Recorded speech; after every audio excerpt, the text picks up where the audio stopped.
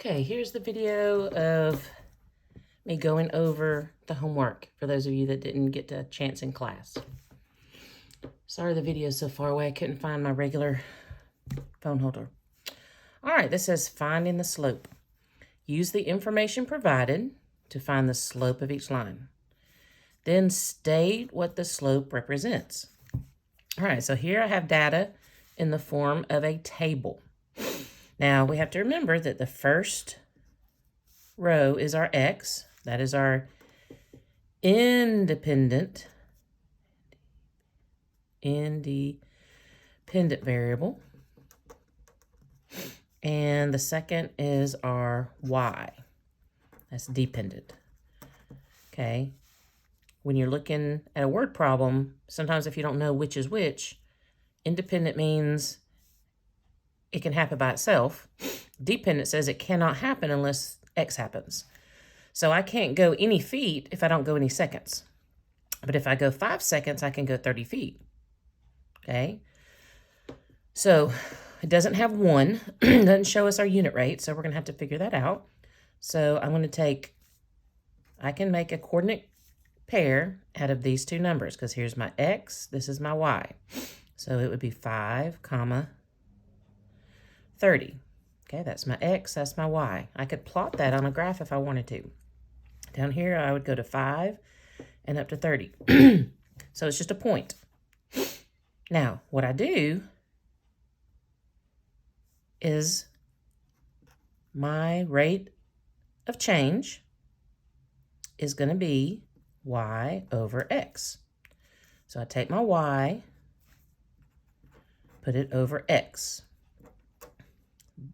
Okay, now I need to see if I can simplify. Is there a number that goes into 5 and 30 evenly? Now, I'm not dividing 5 into 30 to make a 6. If I do that, 6, that's my unit rate. And what that means is it's 6 to 1. All right, let's simplify this. How many times does 5 go into 5? 5 divided by 5 equals 1. 5 goes into 30. If I divide the bottom, I have to divide the top by the same number to simplify. 6. Okay, that's our unit rate. Okay, or 6 is our unit rate. 6 over 1 is our slope. And what that means is, what does the slope represent? It represents, I can go 6 feet per second. Okay, 6 feet, because remember our feet is our y, that's on top. 6 feet per second. All right, let's look at this one. Again, it doesn't have our 1 value. We don't know the 1 right now. But I do see a point, 2 and 18. So that's like saying 2, 18, x, y. This is my x, this is my y. So k equals y over x. And I'm looking for k. I'm looking for my slope. Okay? I'm looking for my constant rate. So y is 18 over 2. Okay, and let's see if I can simplify. Well, the only thing that will go into 2 is 2. So 2 goes into 2. Let's divide by 2 one time. 2 goes into 18 2 times. So this is our slope. So our slope is 2 over 1. Whoops, sorry, rewrote it. 2 over 1. Unit rate would just be 2. But our slope is rise over run, the change in y and the change in x. And what it means is I get this is money. 1 is hours. Time is usually on the bottom. So $2 for each hour. Doesn't tell us exactly what we're talking about, but whatever it is, maybe it's a massage. I get 1 hour for $2. All right, so that is remember our unit rate is just a number, but our slope is going to be a fraction most of the time. All right, now let's look over here. Those were tables. So each of these is a point. remember our line is 1,000,000 little points. It's numerous points. And instead of writing every single answer, we write a line. Because it starts at 0 and it's a straight line, it is proportional. It didn't ask us to find that, but we can see that. And it's hours and miles. And we know this is our y, this is our x. We know we're looking for k, our constant of proportionality, which is the slope, our rate of change, y over x. Well, first thing I'm going to do is I'm going to look at my 1, because I know anything over 1 is going to be my unit rate. So if 1 meets the line at an intersection, which it does right here, it's right at the intersection, then my unit rate, I'm going to start at 0. It takes me 2, because each of these squares is worth 2 to go up, so 2 over 1. So this is my slope. And it means in 1 hour, I can go 2 miles per, remember that line means per, hour. 2 miles per hour, 1 hour. And this graph was great because it gave us a pretty point at the 1. Let's look at this one. All right, now that looks like it goes through, but really, if I put my pen, it's kind of hard because it's got a shadow. If I dotted that intersection, it's really above the line. So this one isn't going to help us out.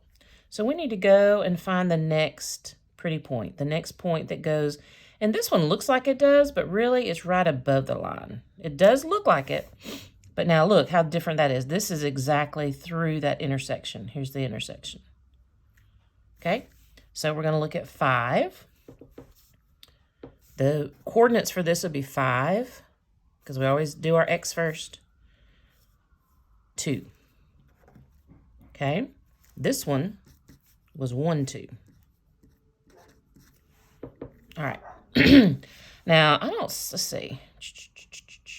Here's another point.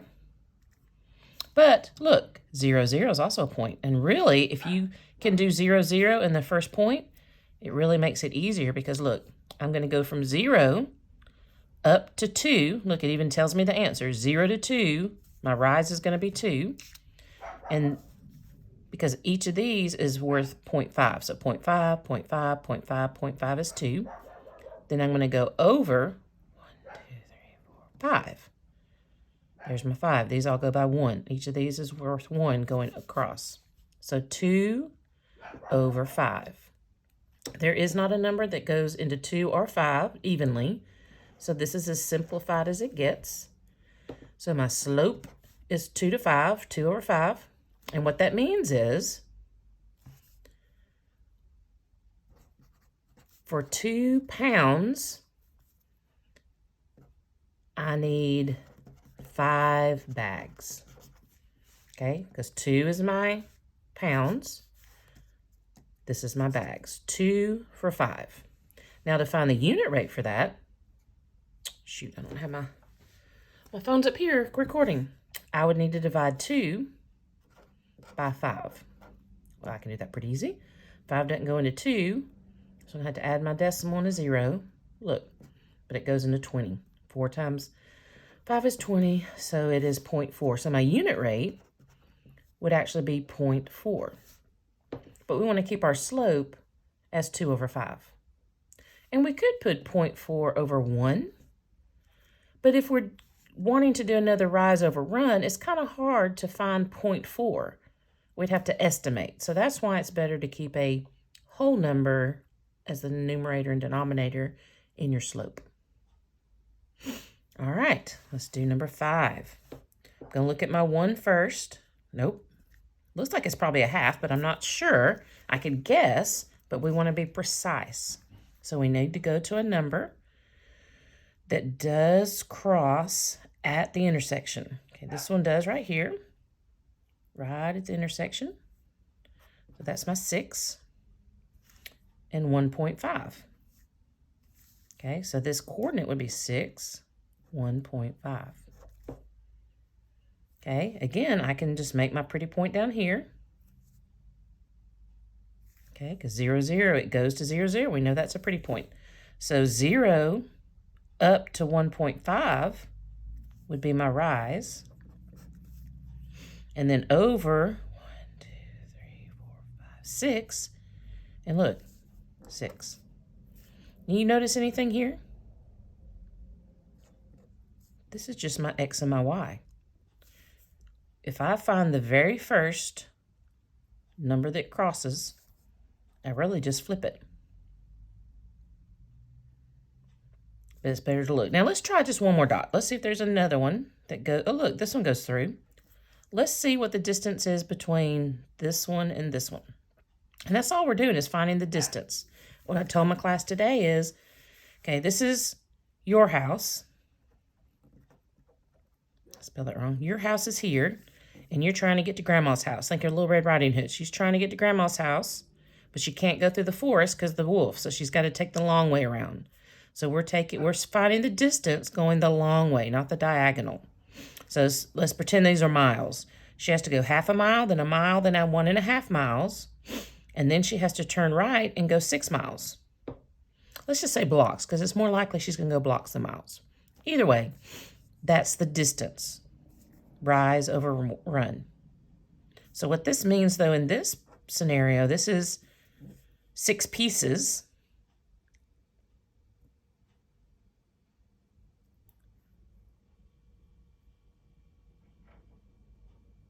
Okay, let's see.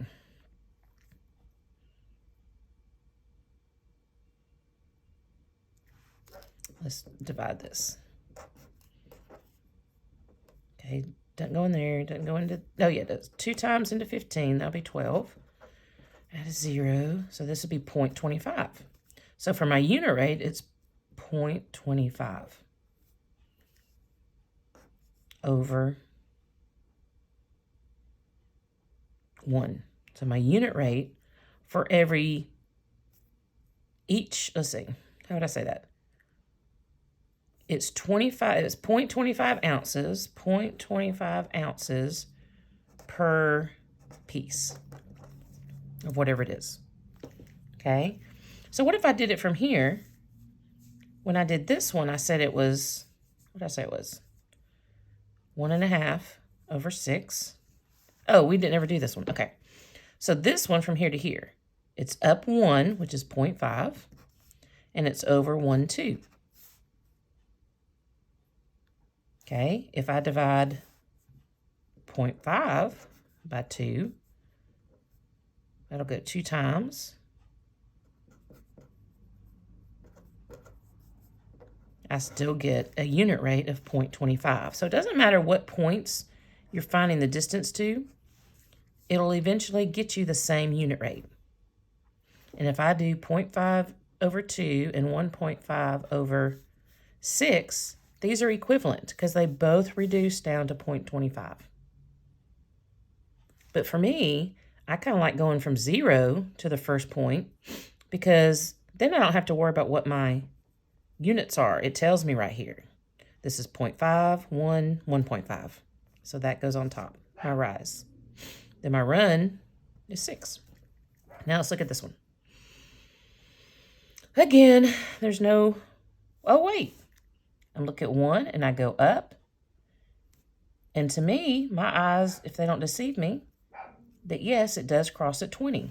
So that would be, remember, it's K equals Y over X. Don't accidentally put 1 over 20 because it's not 1 over 20. It's 20 over 1. Can't reduce it anymore because it's over 1. So 20 is our unit rate.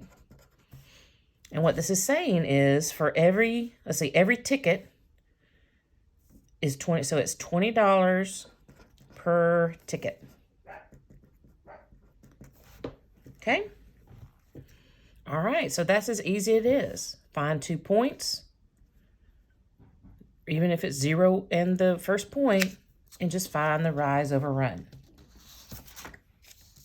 All right. Now let's look if we have, hope you were able to see all that. Let's look at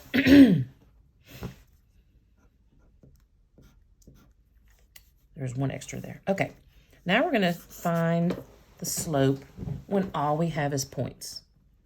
Okay, remember 1, 6 is just a coordinate pair. that if we went down here and graphed it, I would go over 1, up 6. That's what this represents. So this is 1 point, this is 2 points. The second point would be 3, and 8 would be up here. Okay, these are just 2 points. And we're going to find the slope without a graph. We're not going to draw a graph, it takes too long. But we can use this formula. Slope equals y2 minus y1 over x2 minus x1. So the first thing I'm going to do, here are my 2 points. I'm going to label, this is going to be my x1 and my y1, because it's the first point. My second point is going to be x2 and y2. Okay, so this is 1 point. I'm just going to put a little 1 on the bottom. It's not an exponent, to show that this is x1, y1, x2, y2. Now, all I do is put them into my formula. So it's y2 minus y1. So y2 is my 8, and I'm subtracting y1, so I'm subtracting 6. Finding the distance. So if I'm looking, let's look at here. So we said that 1, 6 is our first dot, our first point. And then 3 would be right here. Okay, so this is 1, 6. This is 3, 8. So basically, and this is my y, this is my x, this is my y, this is my x. So I'm trying to find out if I start at 6 and I go up to 8, how many units is that? 2. If I go from 8 down to 6, I'm going down 2. Okay, and so this is why we subtract. This is where y2 minus y1 come from. Here's my y2 and my x2. Here's my y1 and my x1. So I'm just seeing the distance between my 2 y's. Now, let me find the distance between my x. So it's 3 minus 1. 8 minus 6 is 2. 3 minus 1 is 1. This is my slope. Okay, my unit rate would just be the 2. Now let's look at this one. I'm going to do the same thing. First, I'm going to label x1. I'm going to label my first point, x1 and y1. I'm going to label my second point, x2, y2. All right. Then I'm going to put it on just like this, y2. So that'll be 7 minus 5. y2 minus y1, then 4 minus 2. All right, so 7 minus 5 is 2. 4 minus 2 is 2. So that's going to equal 1, because anything over 2 is going to equal 1, but we're going to keep it in slope form, a fraction, rise over run, because 2 goes into 2 one time, 2 goes into 2 one time. So this is my slope. Okay, so this isn't that hard. The main thing you need to remember, label your x1, y1, x2, y2. Then you just put them in. Okay, here's our formula. Remember, it's on the ACAP sheet, and it'll be on your exam tomorrow. All right, so y2, that's 10 minus 6, 7 minus 5, 4 over 2. Okay, these are even numbers, so I can simplify. 2 goes into 2 one time, 2 goes into 4 2 times. So my answer is 2 over 1. Unit rate would just be the 2. All right, let's try this one. Again, x1, y1, x2, y2. Okay, I'm going to do y2. Okay, 6 minus 5, 2 minus 0. 1 over 2. So my slope is 1/2. Not too hard, is it? It really isn't. You just got to slow down and think about what you're doing.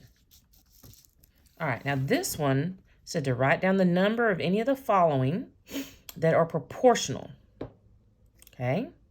Then find the slope and write it in the blank. Well, Miss Wilson messed up a little bit. There's actually 4 that are proportional. I only put places for 3. So I just added a little thing right here. So let's see, is 8 proportional? Okay, remember, to be proportional in an equation, it's got to look like this. It's got to have a variable equal to a constant and another variable. And yes, k technically is a variable, but it's standing for a constant number. So you have to have a variable equals a constant. Remember, k is constant of proportionality, times, that's important, it can't be plus, a variable. Okay, we've got a variable, a constant, and a variable, but this is not multiplication. So nope, that one's not proportional. Here we have a variable, we have a constant, and we have a variable, and they're being multiplied. So yes, number 9 is proportional. Let's just figure out the proportional, and then we'll go back and look at, well, we don't have to do that. In an equation, slope is so easy to find. It's the constant of proportionality. So it's the constant in the equation. This is the only constant, so it's -8. Okay? If we want to write it as slope, technically it's -8 over 1. All right, so over here, let's see 10. A, so here's my variable, here's my equal sign. And remember, although this just says -c, it's -1c. So there's my constant, there's my variable. So this one also checks out. So number 10 is, and -1 is my constant. -1 over 1. All right, now so that takes care of those. So these two are proportional. Now let's look at the tables. I've got to find my constant of proportionality, or see if there is one, to see if they are proportional. So I'm going to look at my first one. 1 times something equals 4. 1 times 4 equals 4. So if I'm saying it's times 4, that means every number has to be multiplied by 4 to get the numbers, the y's. So 2 times 4 is 8, so that checks and that checks. But we can't stop there. We have to check every single one. 3 times 4, 3 times 4 is 12. So right there, that knocks it out. It is not proportional. I don't even have to check the others. Let's look at this one. 1 times 2 is 2, so we're saying it has to be 2. So 1 times 2 is 2. 3 times 2 is 6. 5 times 2 is 10. 7 times 2 is 14. So yes, those all check out. It is proportional. We're going to put a number 12. Now, on a table, when you have the 1 in your x, that's your unit rate. So it's not 1/2, remember, because our constant of proportionality is y over x. It would be 2 over 1. So our unit rate is 2. Our slope, slope is 2 over 1. All right, now which graph is proportional? All right, well, this one is a straight line, so that's one thing you have to have, and it goes through the origin. So yes, this one's proportional. So that would be number 13. All right, and this one doesn't go through, so we know that one's not proportional. Okay, this doesn't have a 1, so I've got to figure this out. But 2, if I track up, it does crisscross on the intersection, and it meets at 4. This is my y, this is my x, so it's k equals y over x. So k equals 4 over 2, and that can be reduced. 2 goes into 2 one time. 2 goes into 4 2 times. So my unit rate's 2, but my slope is 2 over 1. All right, I hope y'all got that. If you need to watch it again, you can. There's also some videos on the update on yesterday. Good luck on your Score 2 assessment tomorrow.